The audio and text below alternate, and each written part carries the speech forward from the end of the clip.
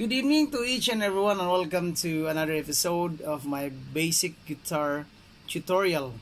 So this time, isa na namang paborito kong banda ang ituturo ko. Yung kanta is Hiwaga from my favorite band, Shackle. So check it out. So ang intro natin is C,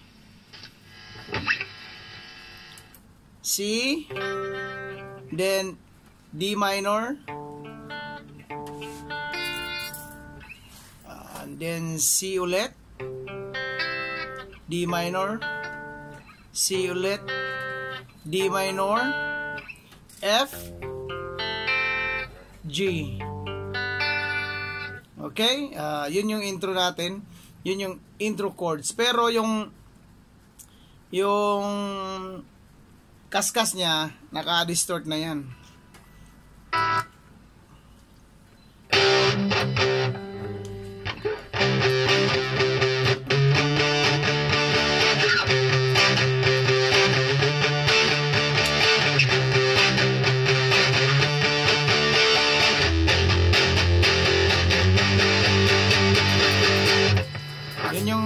Yun yung intro niya.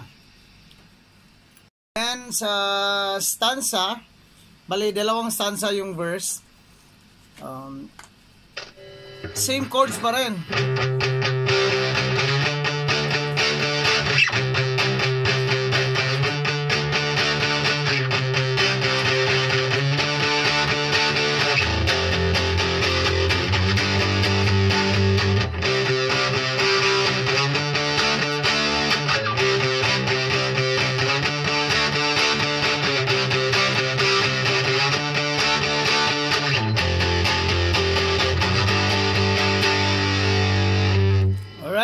And then after that, chorus na. So, balik muna tayo din sa intro. Habang nag-i-intro, meron din siyang solo. Sinasabayan siya ng solo. Yun yung intro natin. So, ituturo ko kung saan banda yung solo niya sa intro. So, yung adlib natin, mag-start sa 10th fret.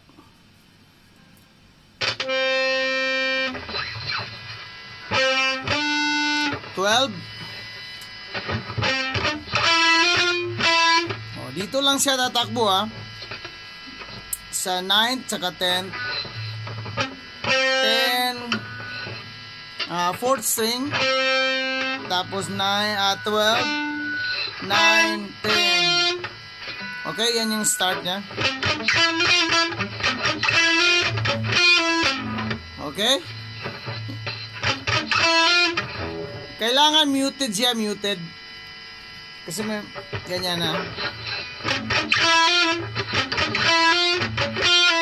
Yeah, mayroong ganyan. Ganyan, muted May parang ganon.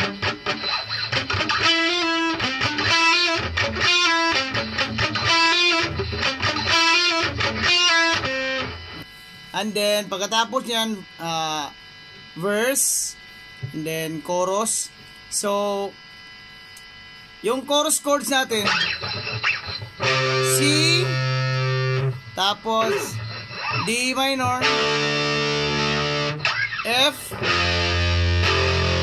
G, dalawang balik yon, dalawang balik tapos E minor, F, G. So, yun yung chorus natin. Pagkatapos nung chorus, may adlib ulit na same adlib doon sa intro niya. Sabayan natin yung chorus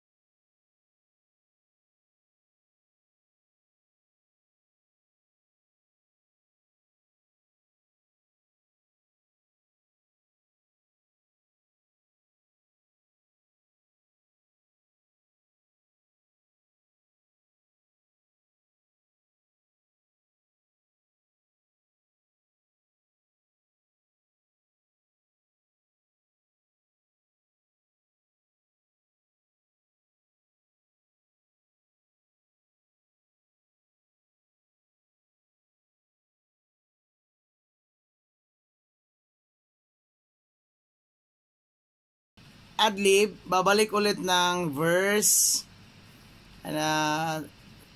Same as the first verse.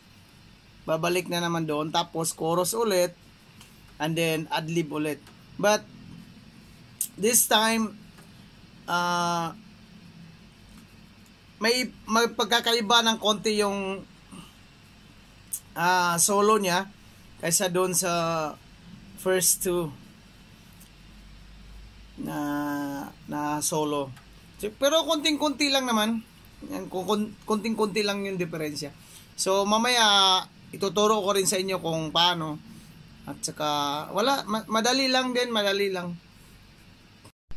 Usually naman dito sa solo ko, medyo hindi talaga siya 100% na accurate dun sa original.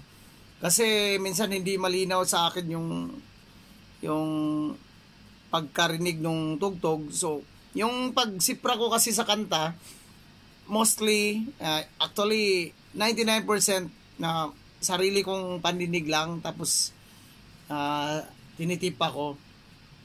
Kasi kahit tumingin ako sa ibang tutorial, iba rin kasi yung sa kanila at saka mas sarili din nilang version, pero iba sa original. Kaya minsan hindi ko ako gumagaya. Although minsan sumisilip ako sa ibang tutorial para makita ko kung paano nila ginawa yung version nila, pero pag hindi ko type, ay ang layo naman nito. So gagawa ako ng sarili ko, yung sarili ko talagang pandinig. So mostly sa kanta ng Shackle, medyo bawat adlib nila, medyo hindi talaga siya yung clear na clear. So ang ginagawa ko minsan, may ina-apply ako na para ma-fit dun sa tugtog niya. Paano masabi? A few moments later. So ito yung adlib nung after chorus na pangatlong solo to. So same pa rin dun sa mga previous na solo, dun pa rin ang start.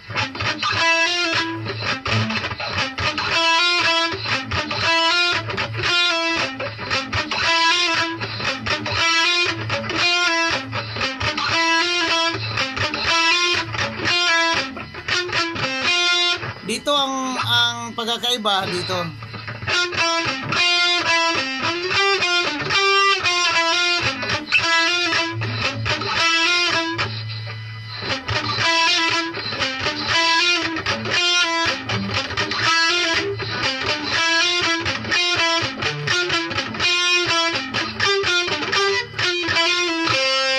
Okay, yun lang yun.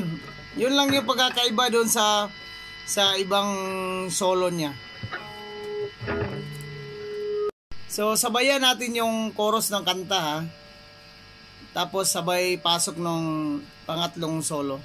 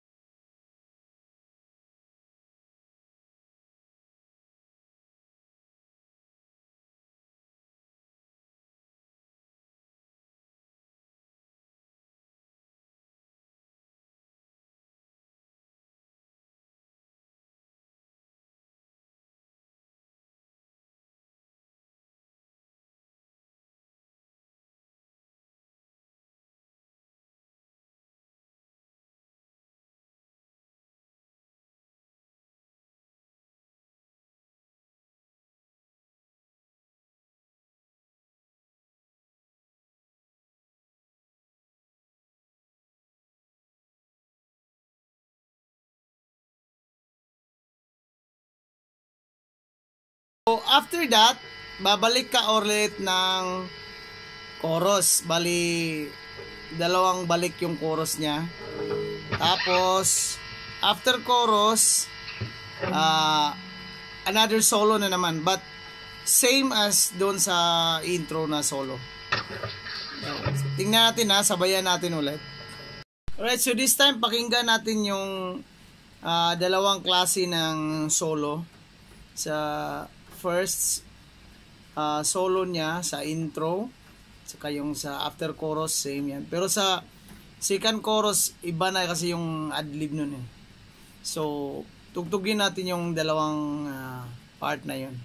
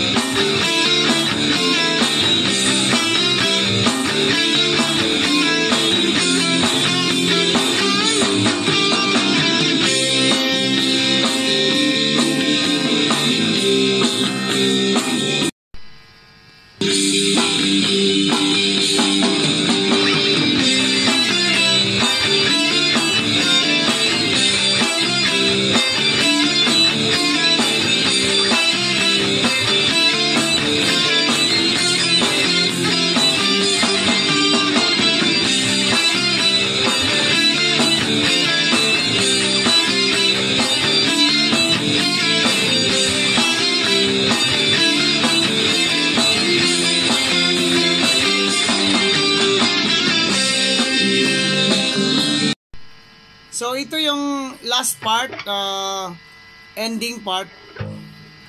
Pakinggan natin.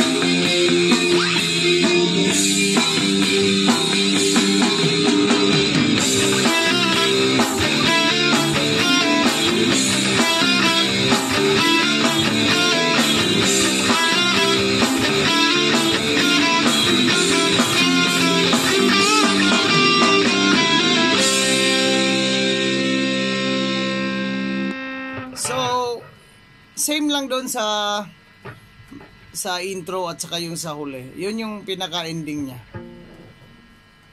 So, thank you for joining me sa isa na namang tutorial ng Shackle. Isang magandang kanta na pamagat ay Hiwaga. Gusto ko rin yung kanta na to, kaya sinama ko rin siya sa collection ng tutorial ko. So, hope you will learn and enjoy, and sana wag niyo kalimutan mag-like, comment, and subscribe, and click the notification bell para lagi kayong updated sa mga future uploads ko. Thank you and bye. Keep rocking.